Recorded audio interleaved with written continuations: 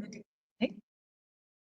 Et enfin, nous allons également utiliser la TI 83 Premium CE édition Python que j'ai filmée de manière à vous montrer également comment on peut se servir directement de la calculatrice pour programmer en Python. Alors pour commencer, je tenais aussi à vous dire que toutes les activités que je vais vous montrer aujourd'hui, ainsi que tous les scripts en .py vous seront transmis à la fin du webinaire via un lien, mais également ultérieurement par Carlos Coelho qui vous enverra un lien pour pouvoir revisionner à nouveau le webinaire si j'ai été trop rapide, et également pour avoir accès aux différents documents et aux différents scripts en .py qui auront été traités aujourd'hui. Alors, je vais commencer par... ah oui, je répète également, puisque ça n'a pas été enregistré en début, je vous ai mis dans le chat deux liens importants. Le premier lien pour faire les mises à jour de tout ce qu'on va utiliser, hein, le TI Smart View, le TI Connect également, qu'on va utiliser aujourd'hui, la calculatrice, etc.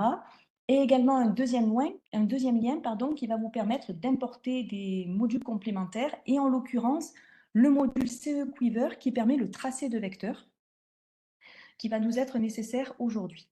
Alors, je commence par vous projeter la première activité, donc celle sur le signal périodique, qui peut être proposée à des élèves de première spécialité. Voilà, donc c'est une activité que je propose à mes élèves, donc sans aller par la lire de long en large, hein, je résume. Donc on est dans le chapitre sur les ondes mécaniques.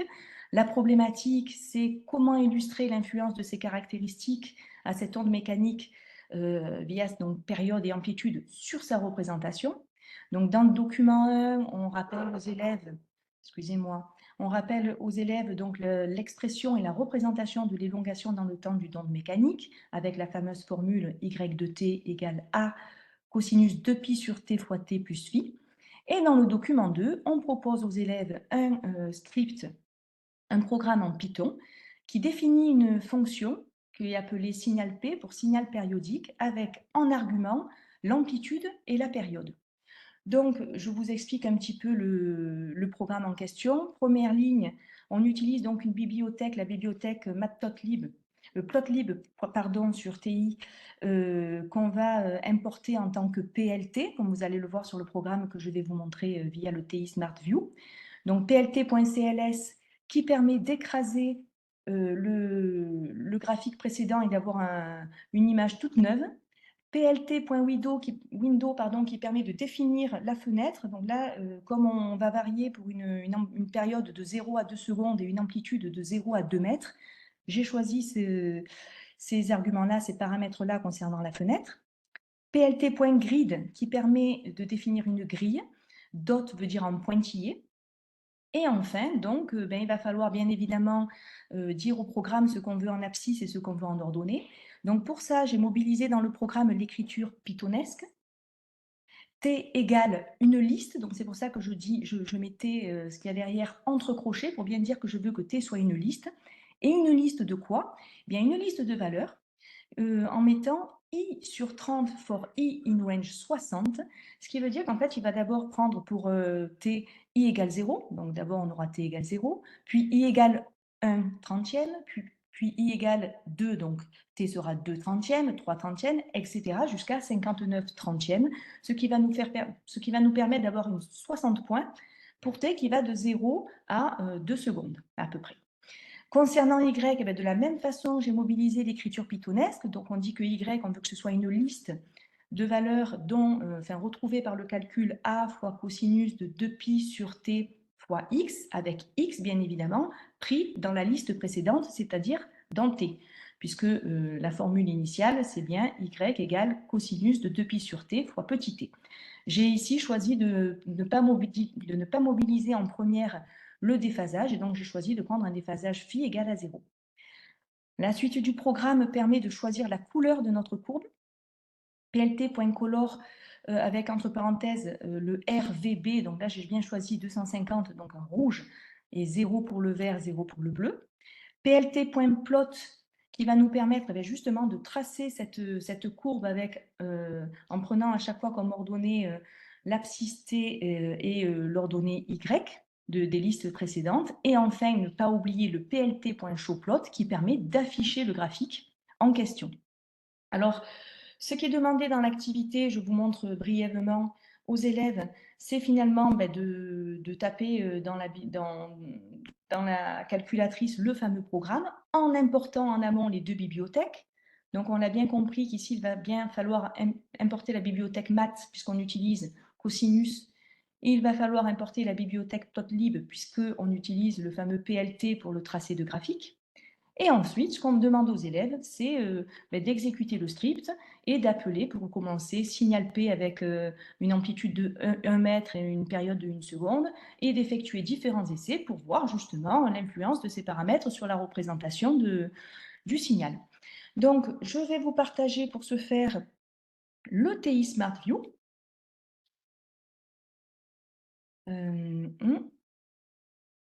Alors, je suis désolée parce que je découvre un peu et ce n'est pas les mêmes fonctionnalités que ce que j'avais moi. Alors, comment faire? J'arrête ça peut-être et je dois de nouveau aller dans partager. Excusez-moi, hein. Voilà. Parce que c'est vrai que je ne me suis même pas présentée. Je suis Marjorie Diana, donc je suis professeure de sciences physiques au lycée Cocteau de Miramas et formatrice également dans l'académie d'Aix-Marseille. Donc voilà, c'était quand même une bonne chose de le dire. Alors, ce que j'ai fait, c'est que j'ai connecté ma calculatrice en amont au TI SmartView. Donc pour ce faire, je suis allée dans les applications de la calculatrice. Donc sur la touche Résol de la TI 83, Premium CE édition Python, on peut aller dans Seconde application. Et quand on est dans Seconde application, on choisit l'application SmartPad, qui permet en fait de contrôler le TI SmartView via la calculatrice. Alors, hop, là, je vais donc descendre. Excusez-moi, je déconnecte, je reconnecte, je recommence. Donc, je vais sur l'application SmartPad, j'appuie sur une touche et ça y est, ça fonctionne. Donc, je vais choisir le script que j'avais préparé, le script signal que je vais éditer. Et donc, si vous regardez sur ce script, j'ai bien importé les deux bibliothèques maths et TI-plotlib en tant que PLT. Et j'ai bien donc tapé en amont pour nous faire gagner du temps pendant ce webinaire la fonction en question et tout le programme qui suit. Donc je vais exécuter le programme. Je vais me servir de la touche var pour aller chercher la fonction signal P. Et donc je vais mettre en argument, comme c'était demandé dans l'activité, que je veux une amplitude égale à 1 et une période égale à 1. J'appuie sur Entrée. Et voilà ce que ça donne. On a bien donc une courbe rouge avec une amplitude de 1 mètre et une période de 1 seconde. Pour sortir du graphique, on appuie sur la touche Annule. On peut appuyer sur la touche var, de nouveau appeler la fonction signal P et modifier par exemple l'amplitude. Donc cette fois-ci, je mets une amplitude de 2 et une période de 1. Voyons ce que ça donne au niveau du graphique. Donc on voit bien que la période reste égale à 1 seconde alors que l'amplitude est passée à 2 mètres. Donc là, on peut discuter avec les élèves et voir, donc alors, voilà, on a changé l'amplitude, qu'est-ce que ça a changé sur la représentation du signal, etc. Si je revais voir un petit peu l'activité de tout à l'heure, voir un petit peu ce qu'on demande aussi aux élèves par la suite. Voilà. Alors, on a effectué différents essais. OK. Alors, on demande à l'élève de créer une nouvelle fonction amplitude, sans argument cette fois-ci, mais pour laquelle t est fixe. Donc, on impose un t égal à 1 seconde, alors que a peut prendre les valeurs 0,5, 1 et 2 mètres. Donc, pour ce faire, donc ça permet un petit peu en plus de faire en sorte que l'élève se familiarise avec Python en utilisant des programmes tout faits. Ça permet également aux élèves de modifier des programmes en fonction de ce qui est demandé. Donc, et si vous pouvez le voir également par la suite, ça m'évitera de revenir sur l'activité que vous aurez, je vous le rappelle, à la fin du webinaire. On demande également aux élèves de créer une nouvelle fonction période. Donc, je vous montre un petit peu ce que ça donne avec la calculatrice. Hop, je revais sur le TI Smart View. Voilà, on en était là. Donc, je repars dans les scripts. Et pour gagner du temps, pour éviter d'avoir à tout retaper, on va utiliser une fonctionnalité de la calculatrice où on va en fait gérer le script signal de tout à l'heure. Donc je vais sur gérer et je vais demander à le dupliquer. Donc pour le dupliquer, ben forcément on va lui donner un autre nom. Donc je vais choisir par exemple de l'appeler amplitude, puisqu'on va essayer ici de faire varier l'amplitude de la fonction. Donc via les touches de la calculatrice. Alors comme on est limité à 8 caractères, bon ben ça sera un amplitude sans E, c'est pas bien grave. Et donc, on retrouve le même script que précédemment, le même programme que précédemment. Sauf que cette fois-ci, ce qu'on demandait à l'élève, c'était de définir une fonction sans argument. Donc, je vais changer ici signal P par amplitude. Et je vais mettre... Alors, pour ça, je vais verrouiller la touche alpha en appuyant sur seconde alpha. Je vais tout laisser en minuscule. Donc, j'appelle cette fonction amplitude. Je remets les parenthèses, comme pour toute fonction, sauf que cette fois-ci, je ne mets rien dans les parenthèses. On n'a pas retapé du coup tout ce qu'on veut, là, comme quoi on définit qu'on veut effacer le graphique précédent quand on a un nouveau graphique, la fenêtre, la grille, tout est pareil. Le changement va se faire ici, puisqu'on nous demandait finalement d'imposer que le grand T qu'on va utiliser par la suite soit égal à 1. Donc je vais taper en majuscule cette fois-ci, donc je double-clique sur alpha pour bien mettre la majuscule sur les lettres. J'utilise également la touche STO qui permet de faire le égal sur la calculatrice de manière raccourcie. Et donc je dis que T doit être égal à 1. Donc ça ne change rien pour le calcul du temps. Par contre, pour le calcul de Y, eh bien, on veut que ça se fasse pour 3 amplitudes différentes. Pour cela, nous allons utiliser la boucle, une boucle for, donc que je vais taper de suite. Donc je vais même aller dans une fonctionnalité de la calculatrice qui nous permet de gagner du temps sur le taper des touches. Donc je vais dans l'onglet liste et je vais choisir, pardon, je ne sais pas là que je dois aller, je vais dans l'onglet contrôle et je vais choisir for i in une liste. Sauf que nous, ce n'est pas i qu'on veut changer, mais c'est bel et bien a dans notre formule. Donc je modifie petit i par un grand A et donc je vais introduire que je veux for a in, alors une liste, je retourne dans fonction liste, comme ça m'offre les guillemets en premier choix. J'appuie sur entrée, les guillemets sont là. Et donc, je veux une amplitude qui va être égale à 0,5, 1, ou encore, pardon, je vais y arriver, ou encore 2 mètres. Forcément, dans la boucle, eh bien, je vais faire rentrer le calcul de Y. Voilà. Je vais également faire rentrer que, ben, par exemple, je vais laisser la même couleur pour gagner du temps, mais on aurait pu jouer sur les couleurs, comme je vais vous le montrer tout à l'heure. Hop, je fais également rentrer dans la boucle que cette courbe, je veux qu'elle ait une couleur rouge. De la même façon, hop, j'indique que pour chacune de ces valeurs prises par l'amplitude, je veux le tracer. Et hors de la boucle, une fois terminé, ben, je demande à ce qu'il m'affiche les 3 graphiques, les 3 courbes différentes sur un même graphique. J'exécute le programme pour voir ce que ça donne. Je vais sur la touche var. Je sélectionne la seule fonction de notre script. Inutile de mettre en argument quoi que ce soit puisqu'on a tout fixé via le programme. Et donc, voilà ce que ça donne au niveau des courbes. Pour A égale 0,5, pour A égale 1, et enfin pour A égale 2. On a donc fait varier l'amplitude en ayant une période constante. J'appuie sur la touche annule. Pour ensuite faire de même avec la période, eh bien, pour faire varier la période en ayant une amplitude fixe, ça va être encore plus rapide puisque je vais retourner dans les scripts. Le script que je viens de créer, eh bien, je vais le dupliquer de nouveau. Je vais lui donner un nouveau nom, par exemple période. Donc cette fois-ci, il y a 8 lettres, donc c'est parfait, on a le E à la fin. Et donc je n'ai qu'à modifier par exemple le nom de la fonction. Au lieu de l'appeler amplitude, je vais l'appeler période.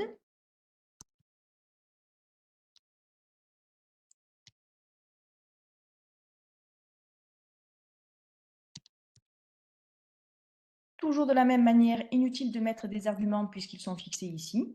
Et dans le script, eh bien, on n'a qu'à changer notre T majuscule par notre A majuscule.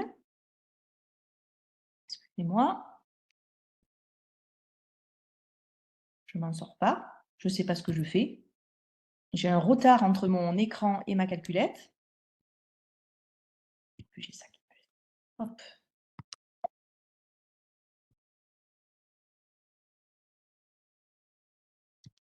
Voilà, je suis enfin arrivée. Et donc pour la suite, rien ne change, sauf qu'on va dire que c'est T cette fois-ci qu'on peut faire varier et non pas A. Donc au lieu d'écrire for A in range, j'écris for T in range. 0.5, 1 et 2. J'exécute le script.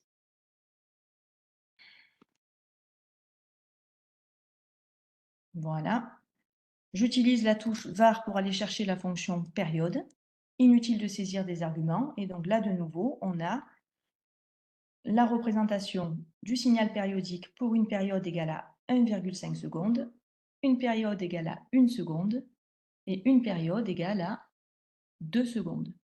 Ce qui permet de faire réfléchir les élèves à l'influence des paramètres de notre signal par rapport à sa représentation et à répondre à la problématique. Autre script que je voulais vous montrer puisque j'y suis, parce que c'est vrai que là tout est rouge et c'est pas forcément super joli. Donc j'appuie sur la touche annule de la calculatrice pour sortir de là.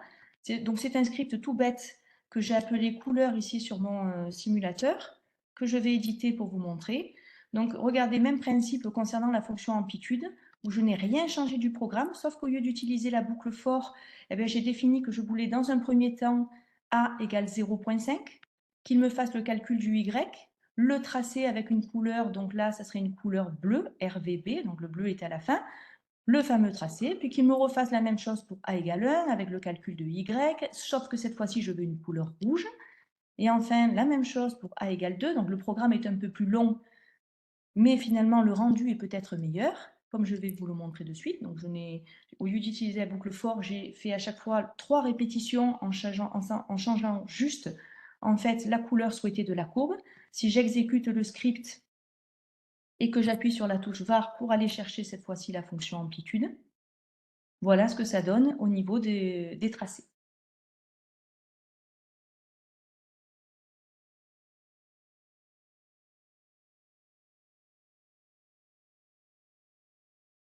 C'est plus joli. Voilà, concernant cette première activité sur la première compétence là, numérique exigée dans les programmes, est-ce que vous avez des questions par rapport à ce que j'ai fait?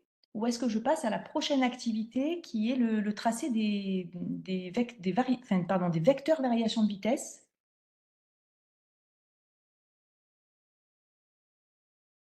Eh bien, parfait, si c'est très clair, merci beaucoup.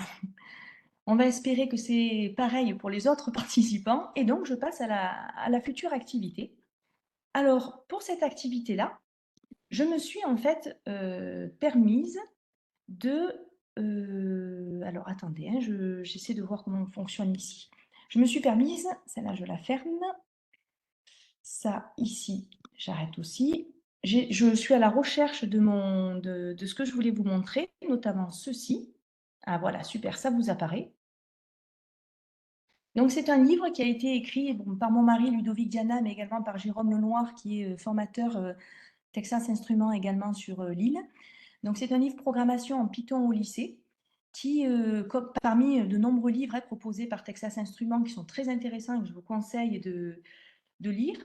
Alors celui-là, en l'occurrence, il proposait 2 activités qui m'intéressaient. Parmi toutes les situations proposées, donc que ce soit des situations en mathématiques ou des situations en physique-chimie, donc il s'agit des situations 10 et 11 concernant le Panenka et les énergies, puisque c'est nos 2 dernières finalement compétences numériques qui doivent être mobilisées dans nos cours, qui sont mobilisées à travers ces 2 activités-là. Alors, je vous projette donc la fameuse activité Panenka pour commencer. La voici. Voilà. Alors, de manière également à nous faire gagner du temps, je vous passe l'introduction où on parle en fait dans un match de foot d'un tir de penalty, une panenka, un tir en cloche qui a été tiré par un joueur. On a fait une chronophotographie de ce ballon et toutes les 0,2 secondes, comme c'est écrit ici, on a donc les coordonnées du ballon selon l'axe des X et selon l'axe des Y. Et donc, on va se servir de la relation là, entre le vecteur variation de vitesse et la somme des forces pour essayer d'avoir une estimation de l'intensité, de la valeur de l'intensité de pesanteur. Alors, regardons un petit peu ce qui est proposé dans, ce, dans cette activité. Alors, pour commencer, il est proposé un programme à l'élève où on définit une fonction vitesse en ayant mis en argument bien évidemment les listes de points x, y qu'il faudra rentrer en amont du programme, hein. Et pour ce faire, on dit que pour l'instant, Vx et Vy, donc les valeurs des listes de valeurs de vitesse selon ces deux axes, ce sont des listes vides. Donc voilà pourquoi on a mis des crochets vides. Et on demande que for i in range len de x moins 1, eh bien on ajoute à cette liste, à ces listes vides, en utilisant la méthode point_append, on ajoute à chaque fois les calculs qui sont faits des vitesses à chaque point. Donc avec les nouveaux programmes pour calculer les vitesses, donc il faut prendre x de i plus 1 moins x de i, et non plus i moins 1, comme c'était le cas avant, divisé par dt. Donc pour se rapprocher évidemment de la fonction dérivée utilisée en mathématiques. Alors là, de la même façon, pourquoi len de x moins 1? Puisque, donc c'est demandé également à travers l'activité dans l'élève, hein, puisqu'on ne peut pas calculer la vitesse du dernier point, puisqu'on n'a pas le point d'après. Donc d'où le len de x moins 1. Donc voilà ce qui est demandé à l'élève. Si on regarde également à la suite, donc expliquer pourquoi la dernière valeur n'est pas, enfin, des listes ne sont pas prises en compte, donc ça on l'a dit. Recopier le script en y ajoutant en amont les listes x et y et exécuter la commande vitesse xy. Eh bien ça, je vais le faire via maclassti.fr. Ça me permet également de vous présenter maclassti.fr. Donc je vous montre ça de suite. Hop, j'espère que ça va fonctionner du premier coup. Si vous l'avez, ça n'a pas l'air. Donc je vais arrêter et essayer de recommencer le partage ici. Si en fait ça fonctionnait, c'est que j'étais pas au bon endroit. Voilà. Alors pour vous présenter un petit peu maclassti.fr, il y a eu lieu d'ailleurs il y a une semaine un webinaire très intéressant que je vous conseille également d'aller visionner, présenté par Boris, où il a bien expliqué un petit peu les fonctionnalités de maclassti.fr, hein. Il y a des tutoriels qui sont présentés, on peut créer des activités pour nos classes, ramasser des travaux, les évaluer, etc. Donc moi, ce qui va m'intéresser aujourd'hui dans maclassti.fr, c'est l'éditeur Python. Donc je clique sur éditeur Python.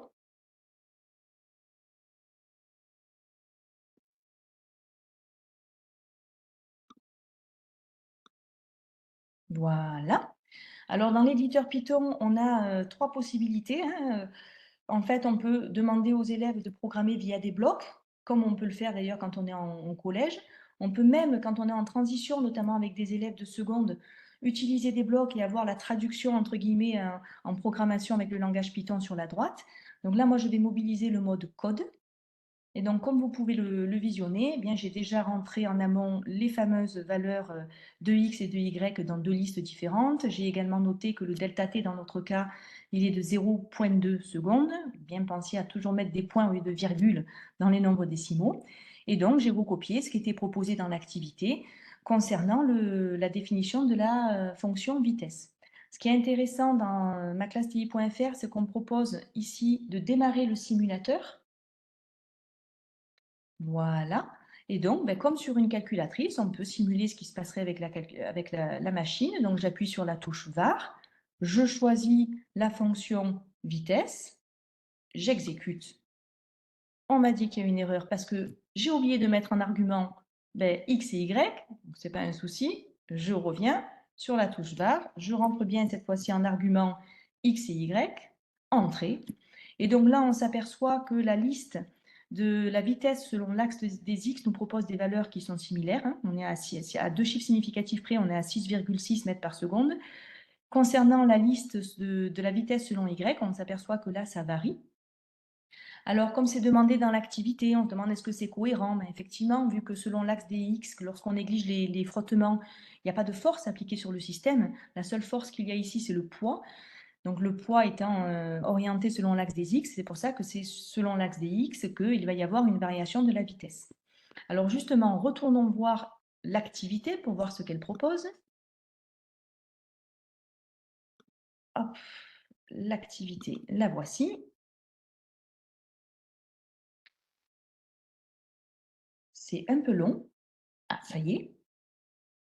Alors, suite de l'activité, on demande à l'élève de créer une nouvelle fonction, var vitesse, et on propose à l'élève un début de script qui est vraiment similaire finalement au programme, enfin un début de programme, pardon, qui est similaire au programme précédent, sauf que cette fois-ci, au lieu d'avoir une liste vide de Vx et de Vy, on veut une liste vide pour l'instant de delta Vx et delta Vy.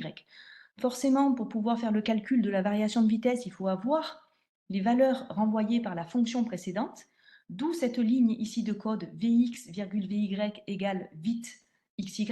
Donc ça va aller chercher les valeurs renvoyées ou les deux listes renvoyées par la fonction vite xy précédente. On rappelle bien à l'élève que cette fois-ci, on va pouvoir faire les calculs non pas pour tous les points sauf le dernier, mais pour tous les points sauf les deux derniers, puisqu'on n'a pas le vecteur vitesse du dernier point, donc on n'aura pas le vecteur vitesse non plus de l'avant-dernier point cette fois-ci, puisque c'est finalement une variation de vitesse. Donc il nous fallait le point, non seulement on va être embêté pour le dernier point, mais aussi pour l'avant-dernier point cette fois-ci. Et donc l'élève, de manière similaire, eh bien, va compléter le script en prenant modèle donc, sur la fonction précédente. Donc je retourne sur ma classe ti.fr, on va se mettre à la place d'un élève. Hop. Voilà. Donc pour ne pas avoir à tout retaper, j'avais prévu en amont le début de script proposé par les élèves. Donc voilà, la fameuse définition de var vitesse. Alors cette fois-ci, pour gagner du temps, donc ça aussi c'est intéressant avec ma classe ti.fr ou un éditeur Python quelconque, c'est qu'on peut utiliser le copier-coller. Ça va plus vite aussi. Donc je copie-colle ce qu'il y avait pour la fonction précédente, sauf que cette fois-ci, ce ne sont pas les listes Vx et Vy qu'on veut compléter, mais ce sont les listes dVx et dVy. Donc ça sera dVx et dVy.append. Et évidemment, le calcul ne va pas être le même. On cherche à faire une différence entre les deux vitesses. Donc la différence entre v de x au point i plus 1 et v de x au point i. On enlève le divisé par dt. Sinon, en fait, on calcule une accélération. Donc, le programme pourra être réutilisé tel quel avec des terminales, mais pour cette fois-ci, représenter l'accélération. Donc, rebelote ici, Vy de i plus 1 moins Vy de i. Hop, j'enlève le divisé par dt et je demande de renvoyer les deux listes dvx et dvy. De la même façon, je vais utiliser le simulateur pour voir un petit peu ce que ça donne. Donc, hop, pardon, je reviens là, j'appuie sur la touche var, je vais chercher cette fois-ci var vitesse pour voir ce que ça donne au niveau des listes renvoyées. Je n'oublie pas cette fois-ci de mettre les arguments. Et voilà donc les différentes coordonnées selon l'axe des x et selon l'axe des y du vecteur variation de vitesse. Je retourne voir l'activité pour voir un petit peu ce qu'on demande ensuite à l'élève.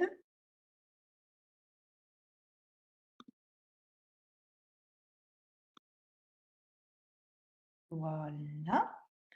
Donc une fois que c'est fait, on demande à l'élève d'utiliser une fonction trace qui permet d'avoir le tracé des différents points, mais également des vecteurs vitesse et des vecteurs variation de vitesse en chaque point.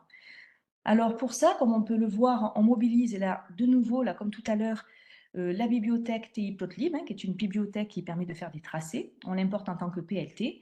Et on va utiliser également un module complémentaire qu'il faut importer en amont, via un des liens d'ailleurs que je vous ai proposé sur le chat. C'est le module CE-Quiver qui permet en fait le tracé de vecteurs. Donc, que dit ce programme? Alors, on définit une fonction trace. De la même façon, il va falloir mobiliser les listes Vx, Vy et dVx, dVy qui ont été renvoyées par les deux fonctions précédentes, d'où les deux premières lignes du programme. Donc là, j'ai choisi d'imposer également la fenêtre en utilisant plt.window. Donc comme les points, ça va de 0 à 11 mètres au niveau des x, donc je suis allée de moins 0,5 à 11. Et de même pour Y par rapport aux coordonnées du ballon selon l'axe des Y, j'ai choisi ces deux limites-là pour la fenêtre. Je n'ai pas encore oublié le plt.cls qui permet d'effacer le précédent graphique avant d'en tracer un nouveau. plt.axe également qui permet d'imposer à la calculatrice d'avoir les axes X et Y. plt.skater qui permet de tracer uniquement les points, non pas la courbe comme on l'a eu avec la première activité, mais juste les points de coordonnées X, Y. Alors on peut choisir la forme des points, donc moi j'ai choisi des plus. J'ai de nouveau mobilisé la grille. Et donc le fameux quiver qui va nous permettre de tracer les vecteurs. Donc les vecteurs Vx, Vy, pour que ce soit de même dimension, il faut bien préciser en amont qu'on veut que le tracé de Vx, enfin des vecteurs de composantes Vx, Vy, se fasse sur tous les points sauf le dernier. Et pareil pour le vecteur variation vitesse, on veut que ça se fasse sur tous les points sauf les deux derniers. Et on n'oublie pas également à la fin d'utiliser plt.showplot pour le tracé de ces vecteurs. Donc, voyons ce que ça donne avec ma classe ti.fr. Je retourne dessus.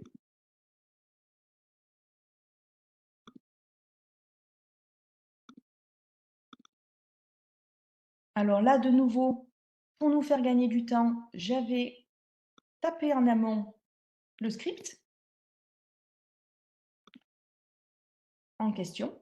Alors, le petit souci qu'il y a avec ma classe ti.fr, c'est que pour l'instant, elle n'est pas dotée des modules complémentaires. Donc, on ne peut pas simuler directement, enfin utiliser le simulateur pour exécuter cette fonction trace. Aucun problème. Ça nous permet également de montrer comment fonctionne le TI Connect. Donc, pour ça, je vais cliquer sur le bouton télécharger pour calculatrice. Il nous a téléchargé donc le programme Python en .py. Je vais vous partager maintenant mon écran de manière à ce que vous voyez ce que je fais.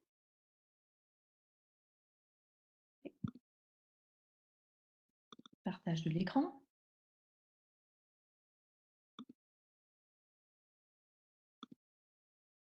Cliquez. Donc, vous voyez normalement le TI Connect, donc la dernière version. La dernière version, c'est bien la version, si je ne me trompe pas, je vérifie parce que je ne veux pas dire de bêtises. Il s'agit de la version, je ne l'ai plus, c'est 8.0. Pardon, c'est la version, ça y est, 6.0.1. Donc, pour faire en sorte que la calculatrice soit connectée, je la branche à l'ordinateur. Vous voyez, elle apparaît. Donc maintenant, je vais aller voir mes téléchargements, le fameux nouveau projet ici qu'on vient de télécharger via maclassti.fr. Je suis gênée par une petite fenêtre que vous ne voyez pas. Je glisse sur la calculatrice qu'il a reconnue. Donc, je peux même renommer, si je veux, le script, le personnaliser. Donc, je vais d'ailleurs l'appeler Panenka. Donc, minuscule ou majuscule, de toute façon, il va le transformer en majuscule. Voilà. Et je vais envoyer ça, du coup, sur la calculette. Ça y est, c'est fait, c'est très rapide. Alors, du coup, je vais vous montrer un petit peu ce que ça donne sur la calculette. Donc, pour ça, je vais arrêter de partager mon écran. Hop. Et je vais vous partager une première vidéo que voici, qui est la suite donc de ce que je viens de vous montrer. Voilà. Donc, j'allume la calculatrice. J'avais dans Programme, je choisis la programmation en Python. Je vais rechercher le script Panenka en question.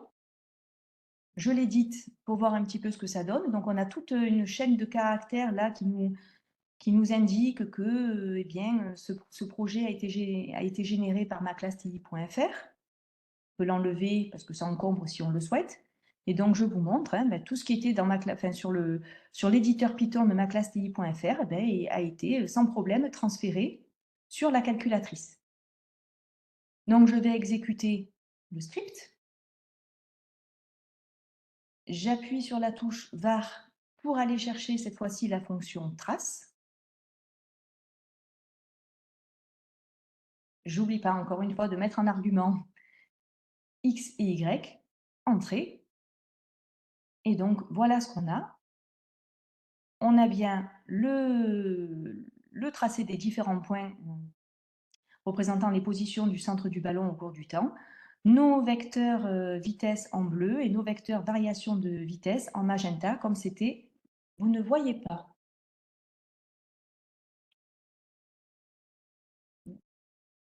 Si, vous voyez. Bon, parfait, ça me rassure. Donc voilà la vidéo. Alors, du coup, on est content, hein, on a fait ce qui était demandé avec notre langage de programmation, beaucoup plus rapide d'utiliser d'ailleurs, parce que souvent on nous dit mais pourquoi on s'embête avec Python? Mais allez demander à des élèves de tracer pour chacun des points ces vecteurs vitesse et ces vecteurs variation de vitesse. Là, c'est vrai qu'à une activité qui dure, allez, on va dire maximum une petite heure, on arrive à pouvoir ensuite faire différentes études via ce vecteur variation de vitesse, en l'occurrence, voir que ben voilà, effectivement, il ne change pas de direction, il est orienté vers le bas, sa valeur est la même, etc. D'ailleurs, on peut compléter tout ça en utilisant la... Alors, je vais me permettre du coup d'utiliser l'activité de nouveau pour vous montrer un petit peu comme elle était bien faite. Si j'arrive, s'il y arrive. Alors, elles sont où ces activités? Ça y est, vous la voyez. Donc là, par exemple, dans l'activité en question, pour si vous n'avez pas très bien vu via la calculatrice, donc elle est vraiment très bien faite. Vous verrez, vous l'aurez à la fin de la visio. Vous avez toutes les corrections, même le différent tracé, là, enfin, ce que je vous ai montré via l'écran de la calculatrice. Et dernière chose également, on pouvait, parce que c'est un petit peu ça aussi la réponse à la problématique, à se servir de la relation entre la somme des forces et cette fameuse formule m fois delta v sur delta t, ben, constater que, on retrouvait une valeur de petit g qui était bien celle qu'on demandait. Alors j'ai peut-être été un peu vite tout à l'heure, donc je me permets de revenir pour bien effectivement montrer que les composantes du vecteur variation de vitesse étaient bien 0 selon l'axe des x et moins 2 selon l'axe des y, enfin 2 mètres par seconde pardon, selon l'axe des y. Excusez-moi.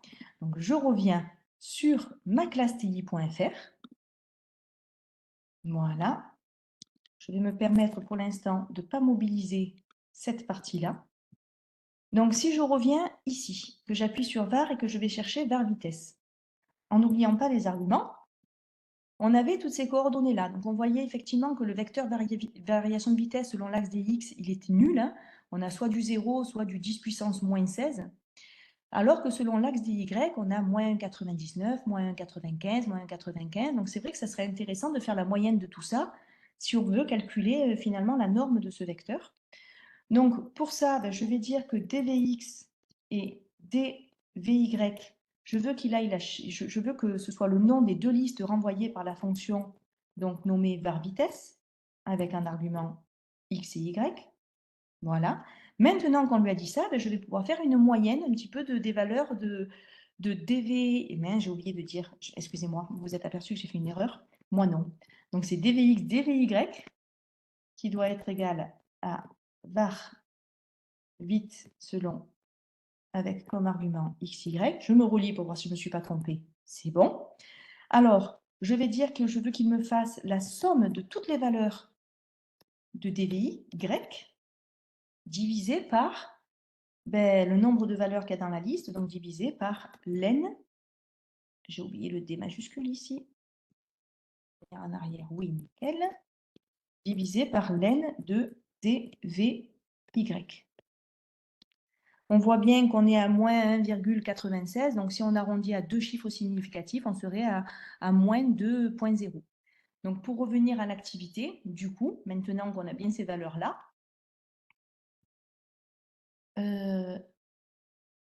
il faut partager l'écran, mais merci beaucoup de me le dire.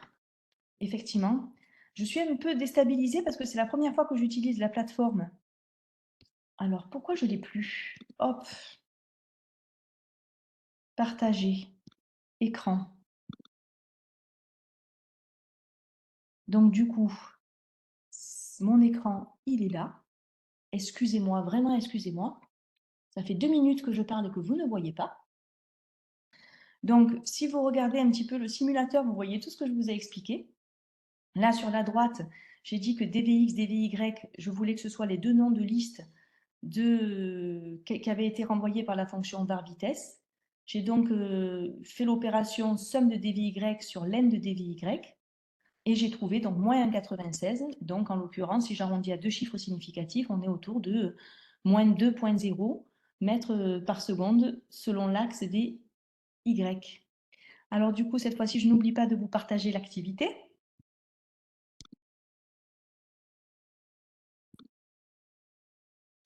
que voici.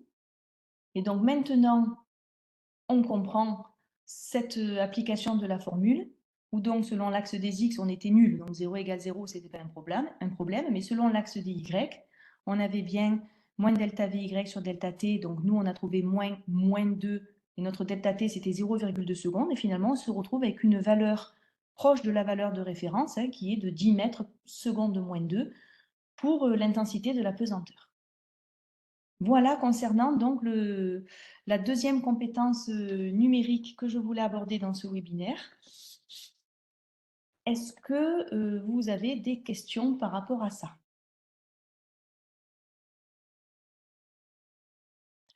Alors du coup, je vais passer à la troisième activité, celle sur le tracé des énergies.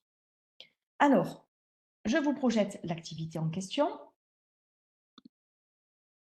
Hop, je ne vais plus avoir besoin de ma classe TI.fr. Ça, et donc voilà la fameuse activité sur les énergies. Donc, je ne me suis pas embêtée, hein, j'ai refait une activité qui reprend les coordonnées du ballon lors de la Panenka. D'ailleurs, en amont de tout ce de tous les programmes qu'on va taper par la suite, eh bien, on va utiliser la ligne from Panenka et porte-étoile, ce qui nous permettra d'avoir déjà les valeurs de la vitesse pour les différents points. Et donc, eh bien, on propose à l'élève un script. Enfin, un script est donc un programme à l'intérieur qui définit la fonction énergie cinétique et la fonction énergie potentielle. Alors, de la même façon, Vx, Vy, on va en avoir besoin pour calculer la vitesse, puisque dans la formule de l'énergie cinétique, ça y est. Donc, on demande d'aller chercher Vx, Vy dans la fonction vitesse présente dans le script Panenka. Et on demande de renvoyer, donc là j'ai encore une fois utilisé l'écriture pythonesque, on demande de renvoyer une liste, d'où les crochets, où on utilise la formule 1/2 fois m fois la vitesse au carré pour tous les points, sauf le dernier point dont on n'a pas la vitesse et dont on n'aura pas l'énergie cinétique forcément. Alors, pour avoir le calcul de la vitesse, eh bien, bon, il faut bien expliquer aux élèves, on a les valeurs selon Vx, les valeurs selon Vy. Donc, si on utilise Pythagore pour avoir la vitesse, eh bien, c'est bien Vx pour chacun des points, Vx au carré plus Vy au carré. Mais nous, on veut la racine carrée de ça pour avoir la vitesse. Une fois qu'on a la racine carrée pour avoir la vitesse, ben dans la formule, on remet au carré, parce que dans la formule, c'est 1/2 fois m fois v au carré. Donc ça, c'est mon choix. Vous pouvez bien évidemment opter sur le fait de dire que mettre une racine carrée au carré, ça ne sert à rien. Ça, chacun fait comme il veut. Alors, de la même façon, pour définir l'énergie potentielle, donc la formule, c'est m fois g fois y. Et là, vous voyez que j'ai un petit peu trafiqué. Parce qu'avec cette nouvelle façon de calculer la vitesse, en fait, au point quand on fait x de i plus 1 moins x de i, ben en fait, la vitesse, on ne l'obtient pas vraiment. Ce n'est pas vraiment la vitesse du point i. C'est la vitesse du point qui est entre i plus 1 et i. Alors, ça ne pose pas de problème hein, pour calculer une énergie cinétique. Par contre, lorsqu'on va calculer l'énergie potentielle, si on utilise juste la formule m fois g fois y de i, on va vraiment avoir l'énergie potentielle au point i. Alors que l'énergie cinétique, on l'avait finalement, c'était le point entre i et i plus 1 quand on a fait notre calcul. Et quand on va vouloir ensuite faire le tracé de l'énergie mécanique, eh bien, ça pose problème. On va avoir une énergie mécanique qui varie alors qu'il n'y a pas de frottement dans la situation. Donc voilà pourquoi j'ai utilisé ici la formule m fois g fois, et puis j'ai fait une moyenne pour avoir bien l'ordonnée du point qui se situe entre i et i plus 1. Donc j'ai bien mis y de i plus 1 plus y de i divisé par 2. Et pour avoir la même dimension au niveau de la liste que celle qu'on va avoir pour l'énergie cinétique, eh bien j'ai remis for i in range len de x moins 1. Alors, on demande à l'élève d'exécuter le script énergie, d'appeler dans la console EC et EP et de commenter un petit peu les résultats obtenus. Eh bien, c'est ce que je vais vous montrer de suite. Donc, voilà ce que ça donnerait sur la calculatrice. Hop. Voilà. Alors, du coup, je vous projette quand même la bonne vidéo. Celle-là, c'est fini. J'ai besoin de celle-ci. Donc,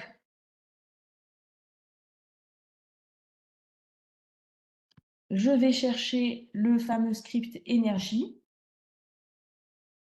où j'ai tapé en amont ce que je viens de vous projeter, la définition de la fonction EC pour l'énergie cinétique et la définition de la fonction EP pour l'énergie potentielle.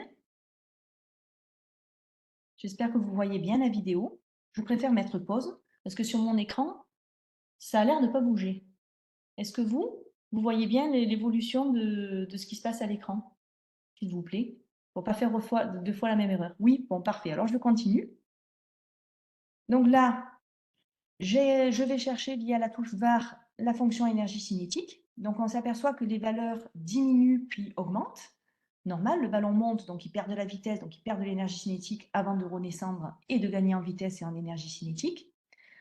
De la même façon, via la touche var, lorsqu'on va chercher la fonction énergie potentielle, eh bien, on voit bien que cette énergie potentielle augmente lorsque le ballon monte, puis diminue lorsque le ballon redescend. Très bien. Donc, voilà ce qu'on peut demander à l'élève. Je vous projette à nouveau l'activité.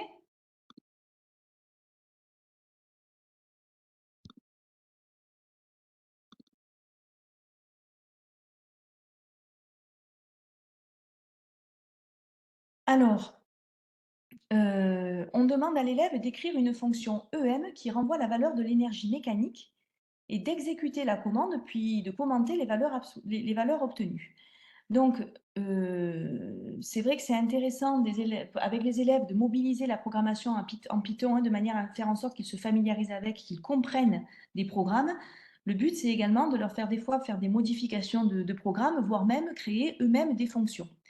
Donc là, rien de bien compliqué non plus, puisqu'il va pouvoir se servir, comme on l'a vu tout à l'heure, des fonctions précédentes pour écrire le programme de manière finalement similaire. Donc voilà ce qu'on peut demander du coup à l'élève. Je vous partage la vidéo.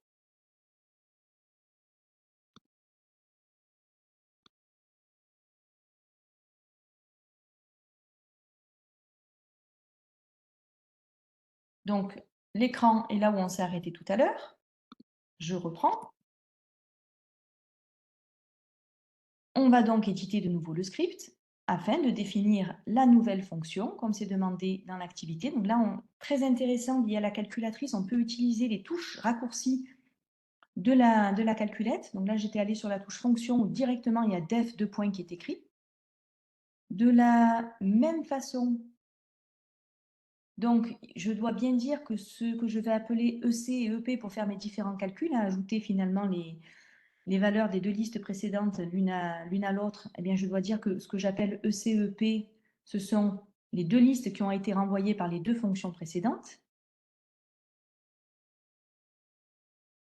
J'utilise également le raccourci fonction return. Donc ça, très intéressant également, l'élève n'a pas à retaper touche à touche tout le mot return. Pour introduire des crochets, j'ai utilisé un autre moyen, donc j'ai utilisé la touche outils plutôt que d'aller dans fonction liste pour avoir les crochets. Et donc, je lui dis de faire pour chacune des valeurs comprises dans chacune des deux listes précédentes, je lui dis que je veux qu'il fasse EC de I plus EP de I.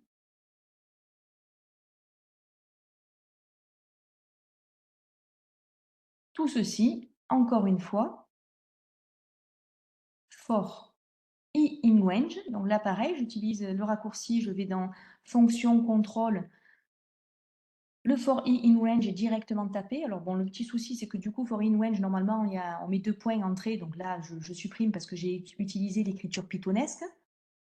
Et de nouveau, je vais utiliser ce qui est proposé dans la liste, le len qui est directement tapé également, et donc c'est pour len de x moins 1. Une fois que c'est fait, je vais pouvoir exécuter le script, utiliser la touche var pour aller chercher la fonction énergie mécanique, entrée, et donc là, à deux chiffres significatifs près, on s'aperçoit que l'énergie mécanique est constante puisqu'on trouve à chaque fois, pour chaque point, 41 joules. Regardons enfin ce qui est demandé dans la suite de l'activité. J'arrête de partager la vidéo et je vous partage une dernière fois l'activité.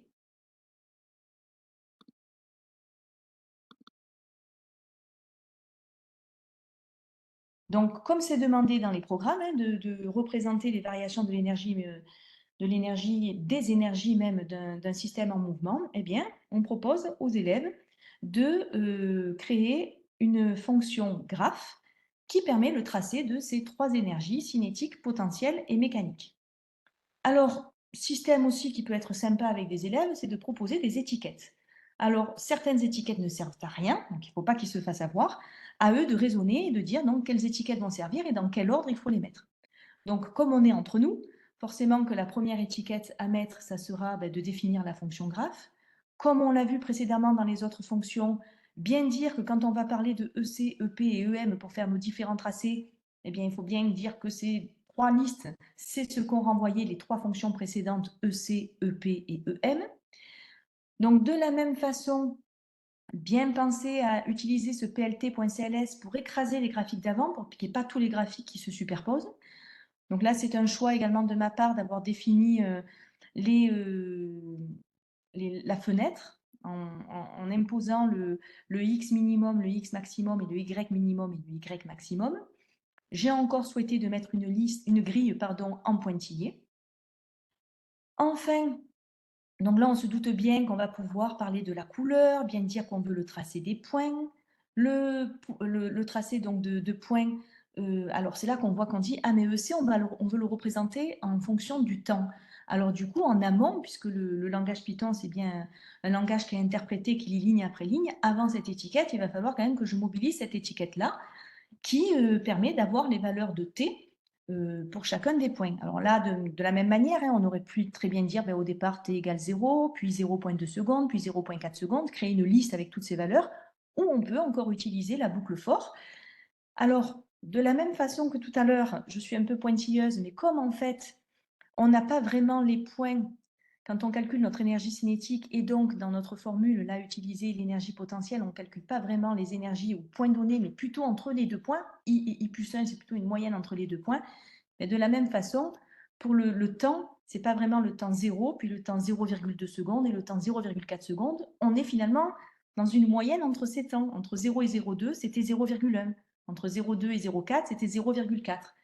Donc, pour être bien rigoureuse, là, de la même façon, j'ai utilisé l'écriture pythonesque pour dire que t, je veux que ce soit une liste de points.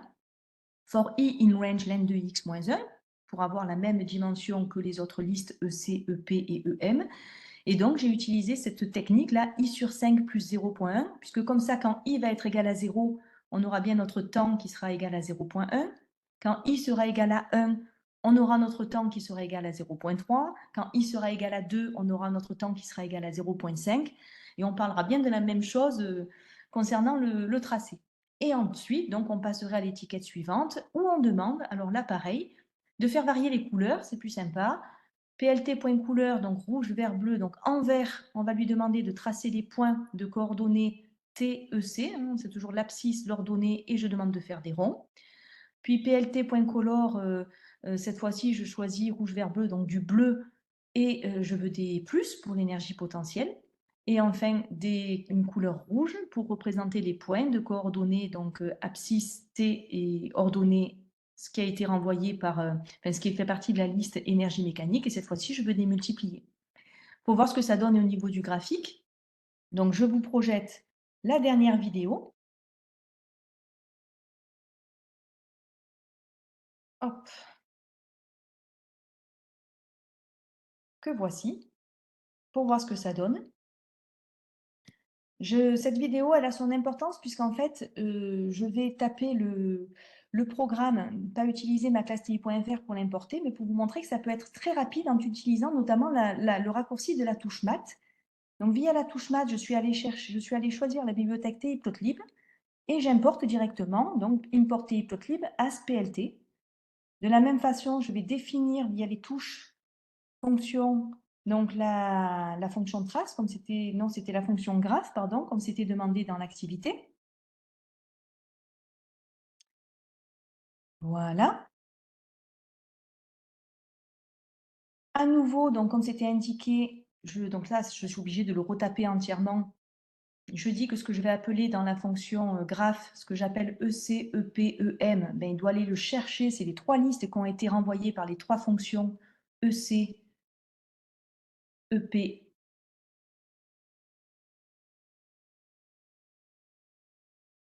et EM.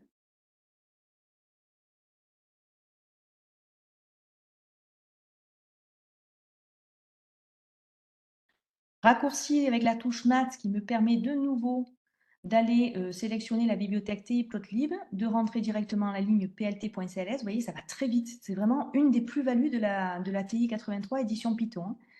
Donc là, de nouveau, via la bibliothèque TI-Plotlib, je choisis qu'il s'écrive directement plt.window. Donc les élèves n'ont même pas finalement à connaître par cœur les syntaxes. Tout s'écrit tout seul. Donc là, de nouveau, ben, les élèves recopient ce qu'il y a dans l'activité, hein, pour définir le xmin, xmax, ymin, ymax de la fenêtre. Toujours via TI-Plotlib, je demande de la grille. Vous voyez, on me laisse le choix, donc j'ai choisi des pointillés. Donc là, j'ai mis que je souhaitais une grille de 0.5 et, pardon, 0.1 et 5. Voilà, c'était plus joli. Toujours, alors ça, je définis la liste T, donc en utilisant les raccourcis dédiés de la calculatrice. Donc c'est ce que je vous ai expliqué tout à l'heure, hein, le petit calcul i sur 5 plus 0.1. For l'appareil, grâce à la calculette, on peut gagner du temps et pas avoir à tout retaper. For i in range apparaît directement. Donc j'enlève les 2 points qui sont mis par automatisme. Et donc, de nouveau, pour avoir le len de x déjà tout pré-tapé, je vais dans liste. Le troisième choix, c'est len de x. Et je rajoute -1 pour avoir la même dimension que EC, EP et EM. Et de la même façon, en mobilisant la bibliothèque maths, dessin, on peut choisir la couleur. Donc on avait choisi pour EC une couleur verte.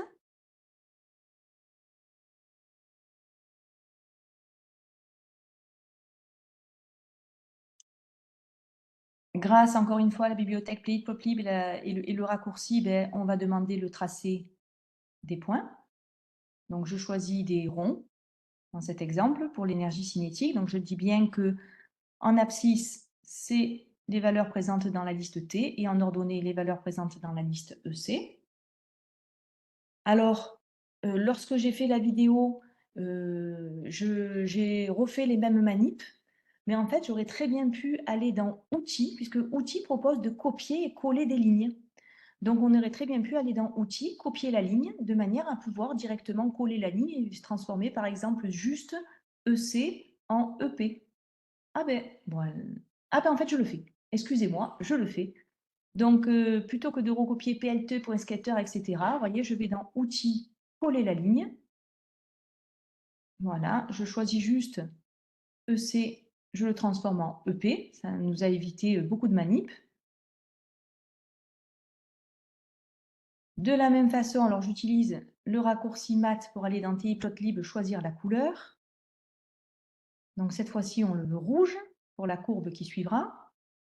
Et donc, j'ai qu'à coller la ligne qui est restée copiée tout à l'heure et changer EC par EM. Donc là, vous voyez, contrairement au script proposé dans l'activité, hein, j'ai laissé des ronds pour tous. C'est pas grave. J'aurais pu mettre des plus, des multipliés pour varier un peu. On aurait même pu rajouter des légendes, hein, proposées par TI-Plotlib. Et on n'oublie pas le plt.showplot, très important, sinon rien ne s'affichera. J'exécute le script, je vais choisir la fonction graph et voilà ce que ça donne.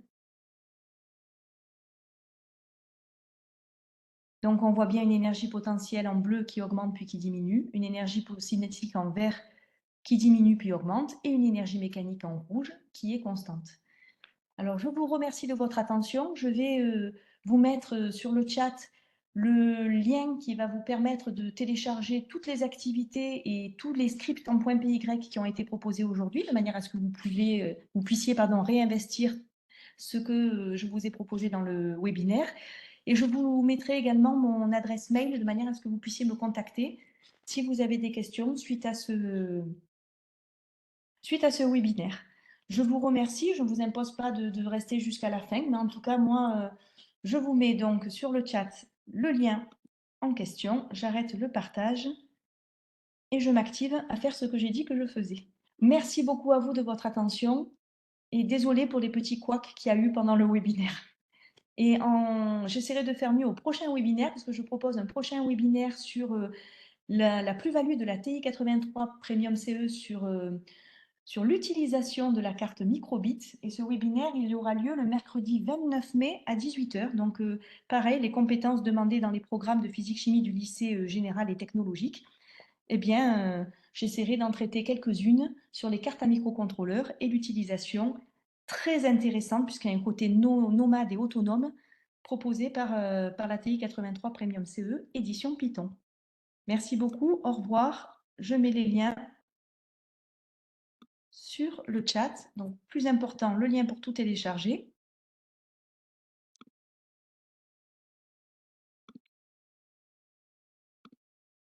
Le voici. Et ensuite, mon adresse mail.